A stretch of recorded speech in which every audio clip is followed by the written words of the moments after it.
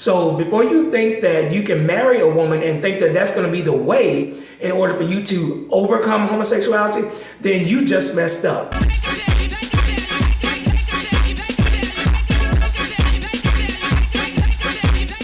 All right, guys, this is James from the I'm Free Project. And remember to subscribe, like, and share this video. All right, so we are going to be talking about something that is very serious. And I get a lot of comments on this, on talking about being quote unquote successful coming out of homosexuality. And I don't know what that means to be successful. I know what it means to walk with God, but if you are trying to make success be based on the fact that someone has not went back into that lifestyle, then I think that's the wrong approach to it. So the thing is that with this, I want to talk about being married and coming out of that homosexual lifestyle. Now, with that being said, let's talk about, do you think it's time for you to get married? Now, there are plenty of guys I've spoken with over the years who said that, they are afraid, they don't know what to do, should I get married, and so forth, and what's going to happen when I get married? And let me just start off by saying this. Marriage does not heal homosexuality in your heart. Marriage does not take away the temptations. Marriage does not change anything that's going on in your heart and your mind.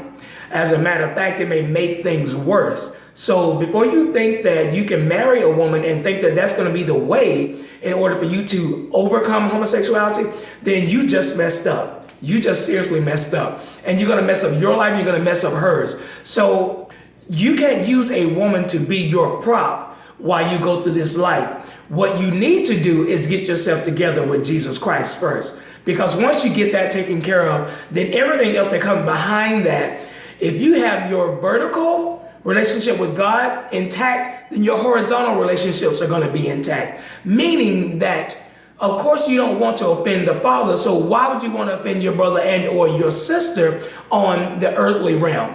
So for me, when I went into my marriage, I went into it knowing that I was ready to be married, and I wasn't using marriage as a way to try to quote unquote heal me, because I was already healed through the blood and banner of Jesus Christ, through my faith in him and through my walk with him, because it was years out of that lifestyle that I spent time walking with God, spending time in prayer and taking my time with the Lord before I decided to get married. And I said to myself that I am not going to bring any woman into my life if she's not ready to walk with me on this journey, and if she can't take what I've been through in my previous lifestyle. So with that being said, I waited. Waiting is okay, guys. Waiting is okay. Stop thinking that you have to be married by a certain age. Women, stop thinking that you need to be married by a certain age. God has a perfect timing and planning for all of his kids. So when we get into the world's concept of what it means to be married and how we need to be married by a certain timetable, a certain date, you just set yourself up for failure. Now, it's not saying that God's saying you cannot be married. It's saying when can you be married? And that's going to be the most important part, is that when can you be married? And for me, it was late in life. I mean, I was going on 40 years old, and I just so happened to meet a lovely woman that God introduced just by way. I wasn't going out looking. I wasn't seeking. I wasn't, going through some Christian mingle websites and anything like that. I left it in the hands of God. I said, God, let thy will be done in my life. Yes, I would like to have kids one day, but if it's not your will, then so be it. Then I will do what you've called me to do. And if walking this earth as a single man is the gift that you placed on my life, then so be it. That I will walk. And see, the thing about me is that, but I like to come with it with a biblical perspective, a biblical worldview in dealing with sexuality and sexual issues. I am coming from the Bible. And if you're listening to what I'm saying, I've been speaking word the entire time. So, but anyway, But yeah, so I like to just keep it real and just relate to people in the sense that, you know what, man, this thing is real. And you know what, you don't want to go yourself, place yourself into something that you're not ready for. And a lot of times people say, well, when will you know that you're ready to be married? You know what, I'm going to tell it to you honestly. There is no quote unquote ready date to be married.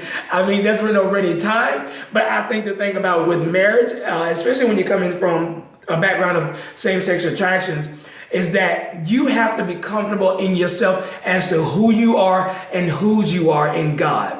You've got to get into Ephesians 1 and let that minister to you and know that you are predestined for God. And whatever he's placed on your life to do, then you submit unto that. And then along the way, if that includes a wife or a husband, then so be it. And then you walk in that. I tell you, the greatest blessing that God gave me through my marriage and my relationship with my wife, one of my biggest prayers when I was younger was that I wanted sons, and God blessed me with that. You know, and to this day, I still am floored by what God has done with regards to bringing children into my life. I mean, I really can't even get over it. But as it relates to dealing with marriage, you guys, don't rush the process. Get purified. Walk before the Lord. Stand before him naked and afraid and say, God, what is it that you have for me? Don't let no woman put you under pressure. Don't let no man put you under pressure. Don't let your family members, your church members, your pastor put you under pressure. My suggestion to you is that when you do meet that one that you like to get married to, I would suggest, and this is just my own 2 cents on it. I'm not saying that you have to do it. I'm not telling you to do it. But for me, we stepped outside of people that we knew to counsel us. And we went to premarital counseling in the sense that I don't think a lot of times people are going to lean towards, especially if you bring family members and your pastor and this and that. Why don't you get a third-party person who is a Christian counseling and let them go over some real stuff? Because see, if you've been in that church, let's put it like this. If you've been going to that church for like 15, 20 years, and then you meet your significant other, and then y'all start dating, then y'all start talking about marriage, and then you say, well, let's go get counseling by my pastor.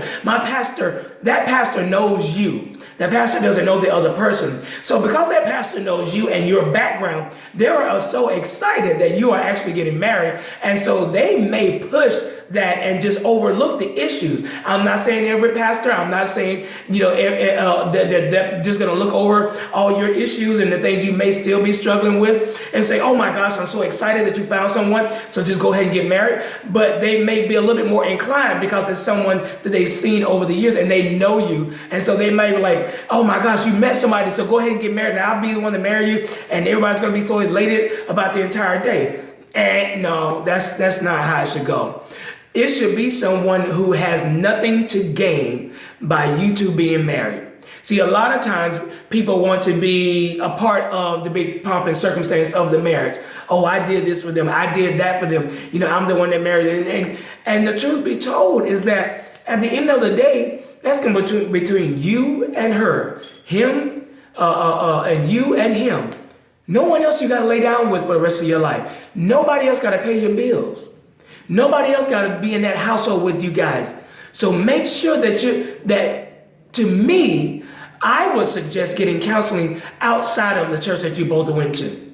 Because then you have a third party who don't know either one of you and have nothing to gain other than your $100 on the couch, you know. So that's my suggestion. That's just me. But yeah, so guys, don't rush it. Take your time when it comes to marriage. Take your time when it comes to finding a significant other. Let God do it. You know, and that's my suggestion. I think people sometimes want to go out there and just start looking for somebody because they have 5 minutes of deliverance. Now they feel like they got to get married and they got to do this and they got to do that. Take your time to be purified before God, because some things can spring up once you get back and you get married and you be like, oh my God, where did that come from? And be like, are you serious? This is what you're bringing to the table now after all this time? Now you want to start dealing with this with me? No, let's not do that. So I'm telling you guys, it comes back down to your relationship to Jesus Christ. And when you put that as first and foremost on your agenda, everything else comes behind it and everything else lines up with his will. What does the word say? Seek ye first the kingdom of God and his righteousness, and everything else will be added. So you don't worry about the other stuff. You don't worry about the worldly stuff. And you don't worry because, see, God may have something for some of y'all to do some missionary work, to do some work with the homeless, and do some work with children for years. And then boom, your wife or your husband shows up out of all of that. So don't be rushing it. You know, we want to get 5 minutes of deliverance and then all of a sudden we want to get married. No. I mean, no, sorry. No. I mean, you still walking around, going to the clubs, sneak out to the club. No, we're not doing that. No, Your favorite channel is still Logo. Why? Why is Logo still your favorite channel? And you just, come on, dude.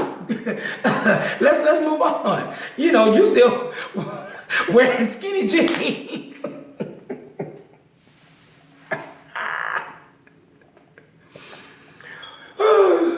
You still wearing skinny jeans? You want to talk about you delivered?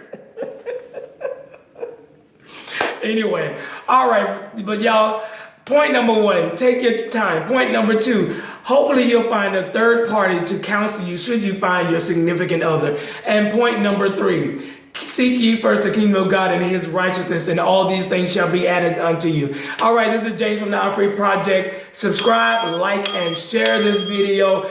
Leave your comments below if you gained some knowledge out of this. I love you guys. Thank you for watching. And remember, Jesus Christ is Lord. Peace.